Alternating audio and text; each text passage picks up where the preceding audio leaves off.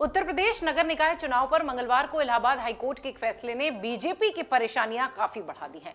दरअसल इलाहाबाद हाईकोर्ट की लखनऊ बेंच ने उत्तर प्रदेश सरकार की नगर निकाय चुनाव संबंधी मसौदा अधिसूचना को रद्द कर दिया। इसके साथ ही कोर्ट ने राज्य में नगर निकाय चुनाव बिना अन्य पिछड़ा वर्ग आरक्षण के कराने के आदेश दे दिए, जिससे कि बीजेपी अब खासा परेशान है। आगे की रिपोर्ट में हम आपको बताएंगे कि हाईकोर्ट के फैसले से बीजेपी की परेशानी कैसे बढ़ गई और अपने वोट बैंक को बचाने के लिए बीजेपी आखिर क्या करने वाली है और बीजेपी के नेताओं ने क्या कुछ कहा है। दरअसल अन्य पिछड़ा वर्ग आरक्षण पर हाईकोर्ट के एक फैसले ने देश की सबसे बड़ी पार्टी भारतीय जनता पार्टी के कई सालों की मेहनत को खतरे में डाल दिया है और अब उस पर समाजवादी पार्टी से लेकर बहुजन समाज पार्टी की नजर दिखाई पड़ती है। आरक्षण राजनीति की वो पतली सी रस्सी है जिस पर चलकर वोट तो भरपूर मिलता है, लेकिन रिजर्वेशन के मुद्दे की इस रस्सी पर बहुत संभल कर, बहुत बचकर चलना होता है। अब बीजेपी ने एक ऐसी भूल कर दी है कि इसी मसले पर उसे बहुत डैमेज कंट्रोल करना पड़ेगा, चाहे उत्तर प्रदेश में कहें या दूसरे राज्यों में।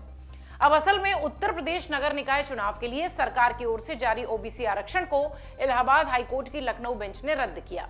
इस एक फैसले ने योगी सरकार की मंशा पर सवाल उठा दिए। अखिलेश से लेकर मायावती तक एक के बाद एक सब ने बीजेपी और योगी आदित्यनाथ पर जमकर हमला बोला। मुद्दा आरक्षण का है, मुद्दा वोट बैंक का है। अब बीजेपी से क्या चूक हुई ये आपको बताते हैं। ये तो समझ में आ ही गया होगा कि एक बड़ा जो परेशानी है, बड़ी परेशानी वो भाजपा के लिए आकर खड़ी हो गई है। लेकिन पहले यह समझना बहुत जरूरी है कि किस मुद्दे ने देश की सबसे बड़ी पार्टी को इस मुश्किल में डाल दिया है। यह पूरा विवाद शुरू हुआ 5 दिसंबर को, जब यूपी में निकाय चुनावों यानी नगर निगम, नगर पालिका, नगर पंचायत के चुनाव का ड्राफ्ट नोटिफिकेशन जारी किया गया। उस समय यूपी सरकार ने तब 27% आरक्षण पिछड़े वर्ग के लिए रखा था, लेकिन सरकार के उस नोटिफिकेशन के तुरंत बाद हाईकोर्ट में कई जनहित याचिका में यह अपील की गई कि यूपी सरकार ने सुप्रीम कोर्ट से तय ट्रिपल टेस्ट फॉर्मूले को अपनाए बगैर नोटिफिकेशन जारी कर दिया। तब हाईकोर्ट में सरकार ने अपना पक्ष रखते हुए कहा कि पिछड़ा वर्ग को आरक्षण देने के लिए 22 मार्च 1993 को आयोग बनाया गया था और उसी के आधार पर साल 2017 में भी निकाय चुनाव करवाए। लेकिन अदालत ने यूपी सरकार की दलील को खारिज कर दिया और 87 पेज के अपने फैसले में 5 दिसंबर के आरक्षण वाले नोटिफिकेशन को फिलहाल रद्द कर दिया। अदालत ने दो टूक शब्दों में कह दिया कि सरकार आयोग बनाकर ट्रिपल टेस्ट करते हुए ही ओबीसी आरक्षण दे। अब ट्रिपल टेस्ट यानी निकाय चुनाव में आरक्षण से पहले एक आयोग बनाया जाए। आयोग फिर पहले निकायों में पिछड़ों का आकलन करेगी, दूसरे चरण में स्थानीय निकाय के तरफ से ओबीसी की संख्या का परीक्षण होगा और तीसरे चरण में इसका सत्यापन होगा, जिसके बाद ओबीसी आरक्षण तय होगा। यह है पूरा ट्रिपल टेस्ट फॉर्मूला। अब इससे पहले एमपी, महाराष्ट्र, बिहार, झारखंड ने भी सुप्रीम कोर्ट के तय नियम को छोड़ा था, तो निकाय चुनाव में उनको हाईकोर्ट से झटका लगा था। ये पूरा मामला सिर्फ एक राज्य का अब नहीं रह गया है। इससे पहले भी बिहार, झारखंड, मध्य प्रदेश में ये सारे मामले देखे गए थे। अब थोड़ा बात कर लेते हैं कि आरक्षण को लेकर बीजेपी का कैसा इतिहास रहा है। वैसे देखा जाए तो आरक्षण को लेकर बीजेपी का इतिहास हमेशा विवादित ही रहा है। सवाल यह उठता है कि जिस उत्तर प्रदेश में पिछड़े वोट बैंक का 2/3 हिस्सा बीजेपी पिछले 8 साल से अपने खाते में रखे हुए है, वहां आखिर अचानक क्यों आरक्षण से खेल की बात होने लगी। जिस यूपी में कमंडल और मंडल यानी हिंदुत्व और ओबीसी दोनों का वोट सीधे सीधे बीजेपी पाती रही है, उसी उत्तर प्रदेश में अब अखिलेश यादव और मायावती दोनों की ओबीसी और आरक्षण विरोधी मानसिकता के सामने आने के आरोप लगा रहे हैं। दिखाते ये हैं कि बीजेपी आरक्षण की विरोधी है।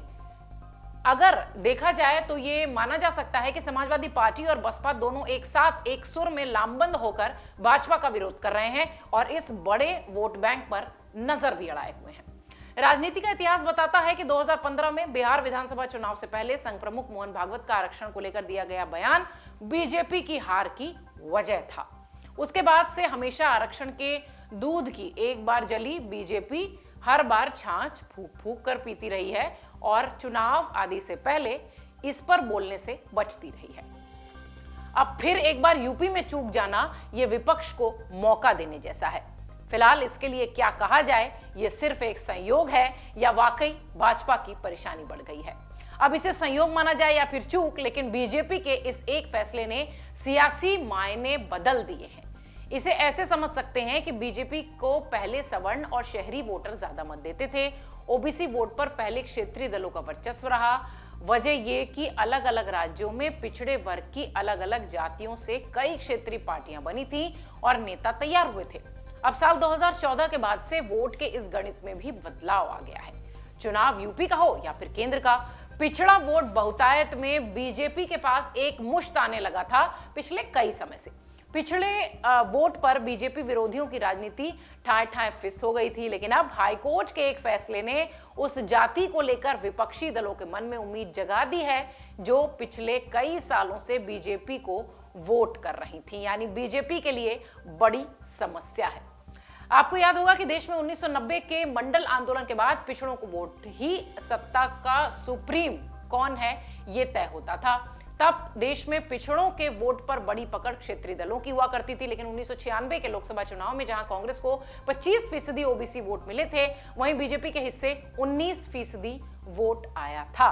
क्षेत्रीय दलों को सबसे ज्यादा 49% ओबीसी कोटे का वोट मिला था। 2009 तक ओबीसी वोट की स्थिति कुछ ऐसी ही थी, लेकिन जब कांग्रेस को 24% वोट मिला तो बीजेपी के हिस्से 22% वोट आया था और क्षेत्रीय दलों ने पिछड़ा वर्ग का वोट समेट लिया था। लेकिन साल 2019 के लोकसभा चुनाव में ओबीसी वोट का गणित पूरी तरह से बदल गया। जब कांग्रेस के खाते में ओबीसी वोट में 15% आई सीटें और बीजेपी के खाते में पिछड़े वर्ग के मतदाता रॉकेट की तरह छलांग लगाकर 44% तक हो गए और Samajwadi party, RJD, OBC vote के मुख्य प्राप्तकर्ता क्षेत्रीय दल के खाते में मात्र 27% वोटर ओबीसी के आए। लेकिन यूपी में आरक्षण के मुद्दे पर विपक्ष अपनी सियासत को धार देने की कोशिश कर रहा है। विपक्ष बहुत कोशिश भी कर रहा है कि बीजेपी को आरक्षण विरोधी के तौर पर दिखाया जाए, लेकिन शायद दाल न भी गले। जितनी तेजी से सरकार आरक्षण के बिना चुनाव में जाने का ऐलान करके आयोग बनाने की बात कह रही है, वहां से यह तय हो रहा है कि चुनाव भले ही कुछ दिन बाद हो, लेकिन रिजर्वेशन पर कोई एडवेंचर नहीं होगा जो चुनाव में मिस एडवेंचर बन जाए। निश्चित तौर पर भाजपा के लिए बड़ी परेशानी है ये हाईकोर्ट का फैसला, लेकिन जिस तरीके से योगी आदित्यनाथ ने अभी तक का बयान दिया है, ऐसा लगता है कि उनके इस वोट बैंक में समाजवादी पार्टी और बसपा सेंध लगाने में नाकामयाब होगी। हालांकि उत्तर प्रदेश की सियासत में हर दिन हर पल बदलाव होता रहता है। देखना है कि इस मुद्दे पर भाजपा आगे क्या करती है। डाउनलोड करें अमर उजाला ऐप और पाएं खबरें लगातार। अगर आप ये वीडियो YouTube पर देख रहे हैं तो हमारे चैनल को सब्सक्राइब करें और बेल आइकन को दबाना ना भूलें। अगर आप Facebook पर ये वीडियो देख रहे हैं तो हमारे पेज को लाइक करें।